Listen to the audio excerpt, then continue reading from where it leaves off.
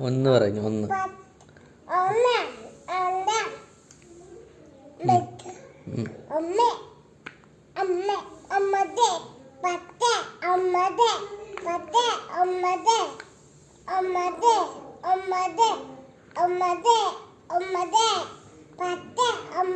കഴിഞ്ഞു.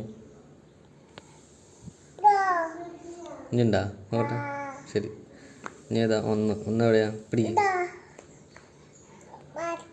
ഒന്ന്, രണ്ട്, രണ്ട്.